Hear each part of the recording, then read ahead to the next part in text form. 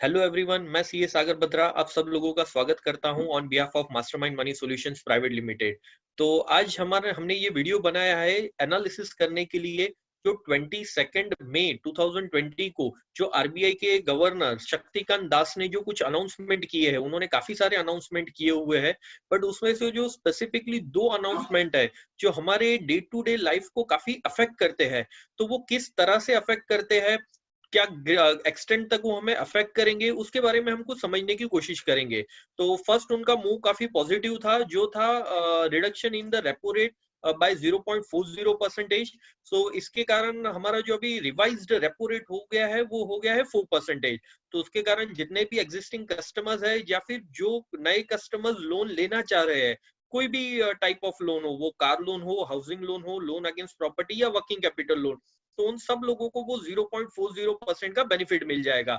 ये consecutive second reduction है, मतलब रिसेंटली आरबीआई ने 0.75% रेपो रेट कम किया था। ये सेकंड टाइम उन्होंने अगेन काफी अच्छा रेपो रेट कम किया है। तो ये कुछ अच्छे मेजरमेंट है। लेट्स सी इसका क्या इम्पैक्ट आता है इन अ लॉन्ग रन।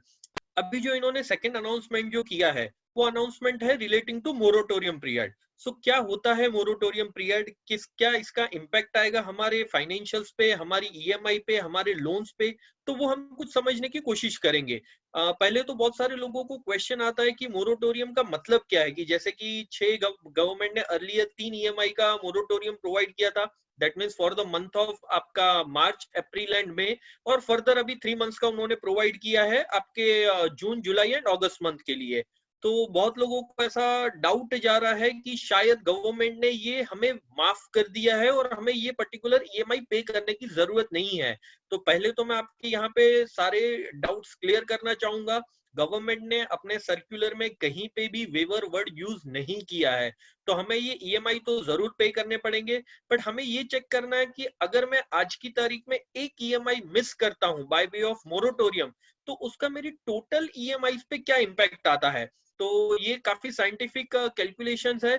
इसके लिए हमने एक काफी डिटेल्ड एक कैलकुलेशन की शीट बनाई हुई है। क्योंकि आज की तारीख में एक प्रॉब्लम क्या हो रहा है कि जब भी आप हमारे बैंकर को, रिलेशनशिप मैनेजर्स को, किसी को भी कॉल करते हो, बट कोई भी हमें वो एग्जैक्ट इम्पैक्ट नहीं बता पाता। वो जस्ट हमें एक मोटा मोटी आंसर देते हैं कि सर शायद ये होगा या वो होगा, बट आपका हार्ड अर्न मनी कितने एक्सटेंट तक आपको ज्यादा पे करना पड़ेगा, कितने एक्सटेंट तक आपको लॉस होगा, ये जानने का आपको पूरा हक, जानने में आपको हेल्प करेगा mastermind money solutions private limited.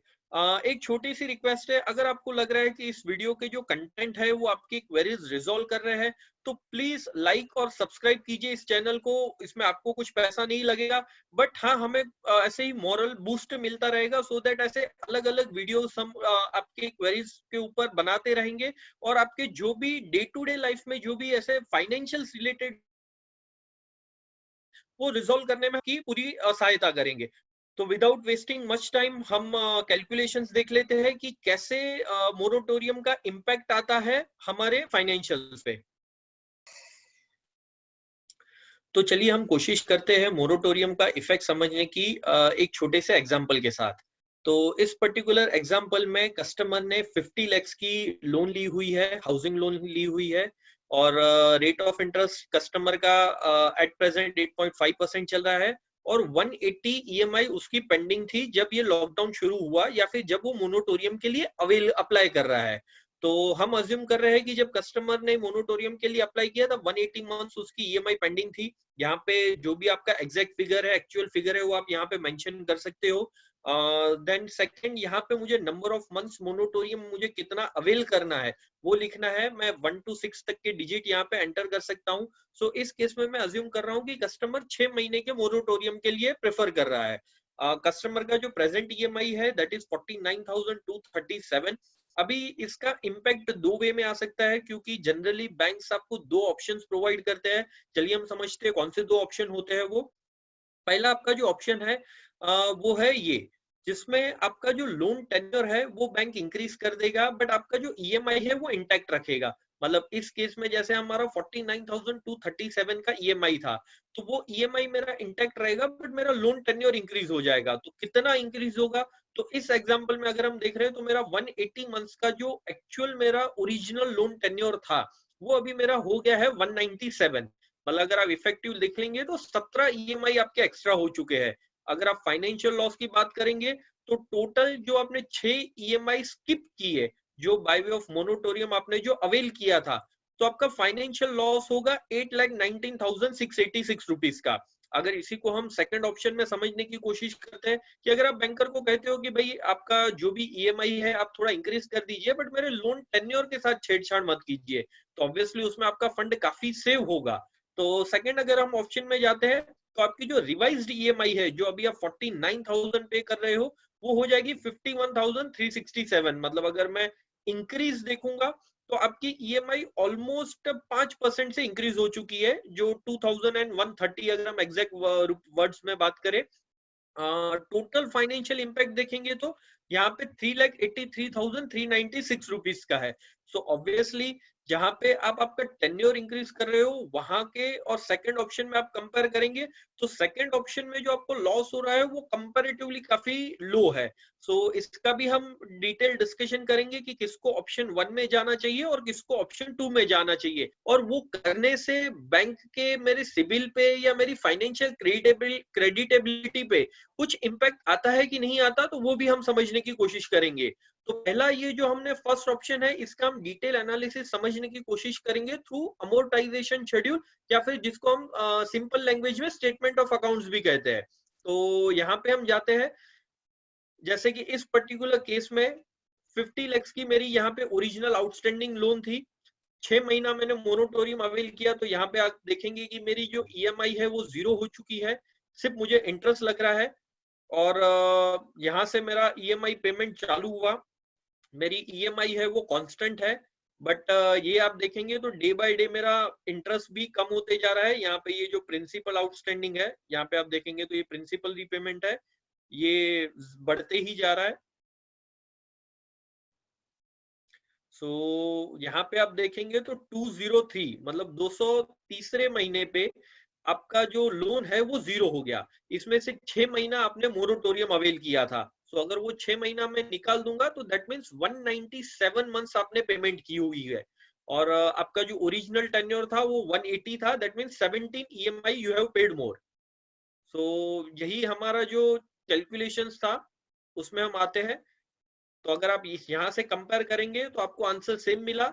आपकी जो टोटल रिवाइज्ड लोन टेन्योर है वो 197 हो चुका है, 17 ईएमआई आपने एक्स्ट्रा पे की है, और आपको जो लॉस हुआ है दैट इज 8,19,686। अभी हम जो जाते हैं ऑप्शन 2 में।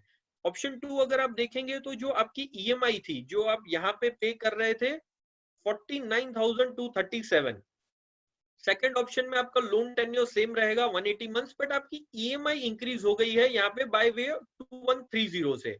So let's see statement of account में कि ऑप्शन 2 से मेरे फाइनेंशियल्स कैसे चेंज हो रहे हैं।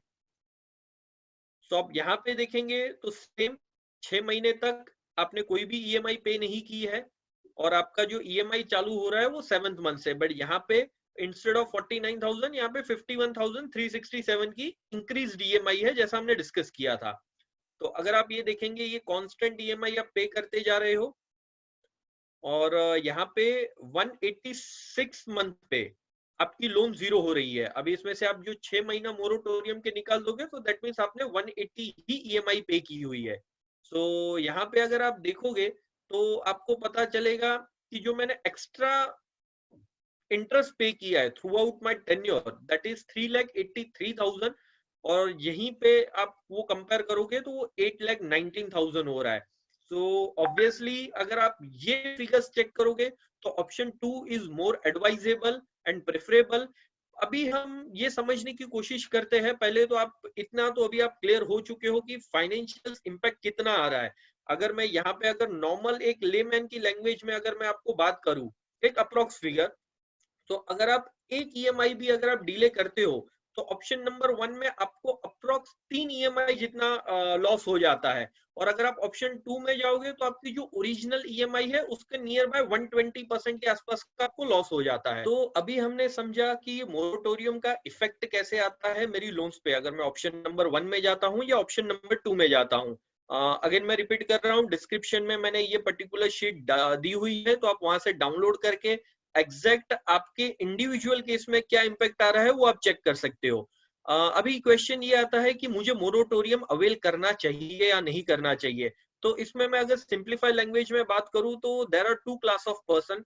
एक पर्सन वो है कि जिसके पास सफिशिएंट लिक्विडिटी पड़ी हुई है, और एक पर्सन वो है जिसके पास लिक्विडिटी नहीं है। अगर मैं सेकंड पर्सन की बात करूं तो उसके पास तो कोई ऑप्शन ही नहीं है, उसको कंपलसरी मोरेटोरियम अवेल करना ही है।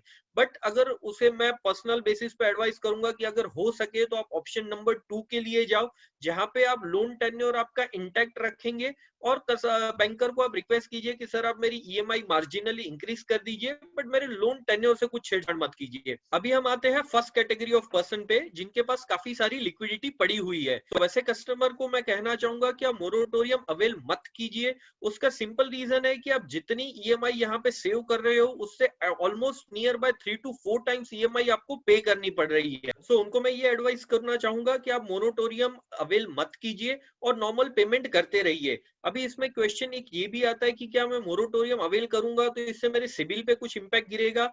तो उसका आंसर है नो। आरबीआई ने क्लियर कट इंस्ट्रक्शन सारे बैंक्स को दी हुई है कि अगर मोरेटोरियम कोई भी कस्टमर अवेल करता है तो उसके सिबिल पे उसका कुछ भी इंपैक्ट जाना नहीं चाहिए, और आपकी जो ईएमआई जो आप आज की तारीख में नॉर्मली जो पे कर रहे हो, सिर्फ उसी पे उसका इफेक्ट आएगा। ना आपको कोई पैनल चार्जेस लगेगा, ना पैनल इंटरेस्ट लगेगा, कुछ भी नहीं होगा। तो सिबिल पे इंपैक्ट नहीं आएगा। बट यस, आप जब फ्यूचर में कोई एनहांसमेंट के लिए जाओगे या कोई नई लोन लेने के लिए जाओगे, तब बैंकर में भी थोड़ा कॉशियस हो जाए, क्योंकि उसको पता है कि जो सामने वाला पर्सन है वो काफी थिन वर्किंग कैपिटल लेके चल रहा है। मतलब इस बंदे के पास कि अगर कल की तारीख में बिजनेस में कुछ ऐसा अनफॉर्चुनेट इंसिडेंस हो जाए तो वो अपनी 2 या 3 महीने की ईएमआई भी पे कर सके। तो जब आप फ्यूचर में लोन लेने जाओगे तब डेफिनेटली मोरेटोरियम का कहीं ना कहीं थोड़ा इंपैक्ट आएगा उस क्रेडिट मैनेजर के लिए जो आपकी लोन असेस कर रहा है, या फिर वो जो डिसाइड करेगा कि मुझे इस पर्टिकुलर पर्सन को लोन देना है कि नहीं देना, और देना है तो कितना लोन देना है। सो आई होप ये वीडियो आपको पसंद आया होगा। आपके कुछ भी क्वेरी नीचे कमेंट में डाल दो, मैं पूरी कोशिश करूंगा कि आपके सारी क्वेरीज के आंसर करूंगा। Thank you very much. जय हिंद।